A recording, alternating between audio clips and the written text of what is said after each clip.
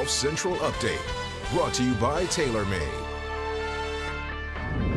Well, golf may be an individual game, but not so for Kevin Streelman. Say hello to Team Streelman. That is Kevin Streelman, his wife Courtney, their beautiful children Sophia and Rhett, joining us now from Scottsdale, Arizona. Good to see you guys. Glad to see everybody's healthy there in Scottsdale. And Kevin, it wasn't too long ago that the PGA Tour released its schedule for the remainder of 2020, and there were a lot of uncertainties. As a member of the PAC, the Player Advisory Council, what are the conversations that you and your fellow players have had with the tour to maybe feel a little more comfortable as we move closer to June the 11th in Colonial? Yeah, well, that's exactly what we're focusing on. We had a call yesterday, and it's more of a logistical call of kind of seeing how things are going to look week to week, the changes we make, how big the bubble is going to be as far as, who's permitted on site. And we're just trying to make things as safe as possible. Clearly going forward, that's a priority, the safety of our members, the safety of our sponsors, and to just put on a high quality product for our fans who are missing some live golf right now.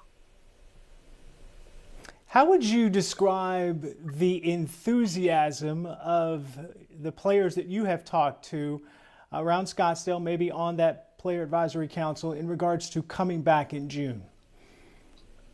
I think at first it was extreme excitement. Everyone's just like, man, we got a place to play again. And this is great courses, Colonial, Hilton Head, Hartford to start, Detroit, like awesome golf courses. And then it kind of sets in the reality of what travel is going to look like, what staying at hotels is going to look like. And I will say I'm just really glad there's people a lot smarter than me who are working diligently on this with the tour, listening to the government and the communities we're going to be in to try and make everything as safe as possible and as enjoyable for us to put out a great product. So we're kind of going through all that as we speak, and I think if everything goes well, we'll be rocking week of June 8th and have some great events to look forward to. You mentioned travel. You got to get on a plane. You got to go to another city. You've been hunkered down in Scottsdale for a while. You got to get into another hotel. And the world is going to be different than it has been for you on the PGA Tour. Are there concerns for you in regards to traveling? And will your family, they often follow you along the PGA Tour, will your family join you? Yeah, they're not going to go with me this first stretch. I plan on playing the first three events and then probably taking off Detroit. And so I think starting out, it'll just be me and just kind of get a feel for how the tournaments look and how the airports look, how the hotels look. You're right. It's going to be a new, different feeling for a little while, but we're going to get through it. And I think probably in that second stretch when I come back for the John Deere and Memorial and 3M, that they'll probably come with me on that stretch. But this first month, we're just going to feel it out and just kind of stay safe, probably wear masks a fair amount and stay in and just try and be as safe as possible. And of course, you got to get your game ready as well. I know you've been playing and practicing a bit there in Scottsdale, and you've decided to play next month in a mini tour event there in your hometown, the Scottsdale Open. From what I understand, there are some familiar names in this event, including yourself. Elaborate on the field if you have a few names. And secondly, why is it important for you to get back into competition on a mini tour to get ready? I love the idea of it. I spent 6 years out here playing these mini tour events. The Scottsdale Open's been going on forever. And it's at Talking Stick right down the street where I actually used to practice when I was on the mini tours. So I thought it'd be a ton of fun. We're playing a little bit of golf out here, a fair amount of golf out here. Governor Ducey's fortunately let us keep the golf courses open in Arizona. So been playing 2, 3, 4 days a week, trying to do some teaching, kindergarten teaching on the side, which isn't going as well as you saw my post yesterday when we had our word search. But to me, it's a good opportunity to get out, have a little bit of pressure, and just kind of have a lot of fun, to be honest. Get back into it, hit some drives that mean something, and hit some putts that mean something, and see if we can try and get a W. And by the way, you finished runner-up at AT&T Pebble Beach. Not only that, you also won the Pro-Am division with your partner, Larry Fitzgerald, of the Cardinals in the NFL. Has this been an opportunity for you to reset yourself, maybe from a golf perspective, mechanically, emotionally, mentally, to get ready for what will be a big stretch for the remainder of 2020? Yeah, it sure will. We're fortunate I've got a small gym in the house, so I've tried to stay in really good shape.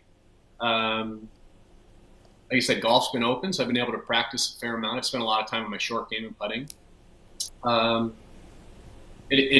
To actually have that June date in Colonial in the back of the mind is really, it's nice to have something to look forward to. You know, we still have another, 5-6 weeks till then. So you also don't want to play too much where you get burnt out. But I think for me, it's been nice 2-3 days a week, getting in a quick round of golf and a little bit of practice the other days, but also really good and important family time, I feel right now. So this is not usually time that I'm home with my kids and wife. And so to be here and Sophie learned to ride a bike.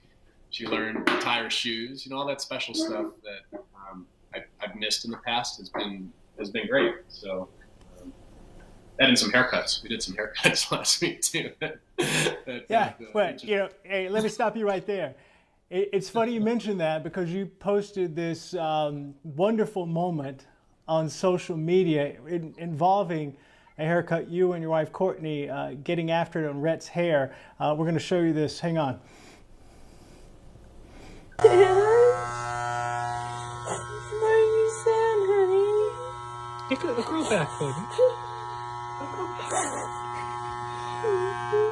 Did you like it the way it was? You liked his hair the way it was? I did too.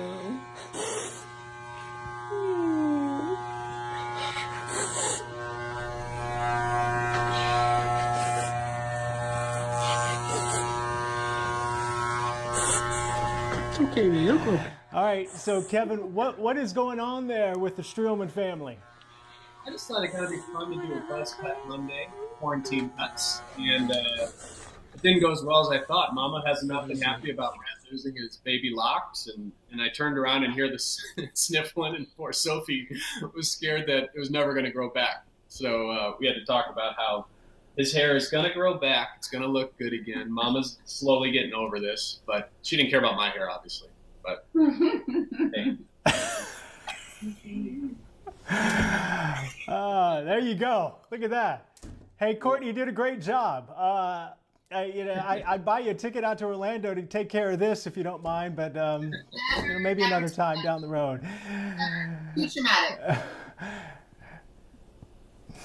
Hey, Kevin, Courtney, kids, great seeing you guys. I appreciate your insight and honesty as always, and wish you all the best. Look forward to seeing you out on the PGA Tour very soon. Yeah, me too, Todd. Thanks for having me. And the fans, we can't wait to get back out. Stay safe. We're going to put out a great product and have a lot of fun before we know it, but we're going to get through this. Golf Central Update, brought to you by TaylorMade.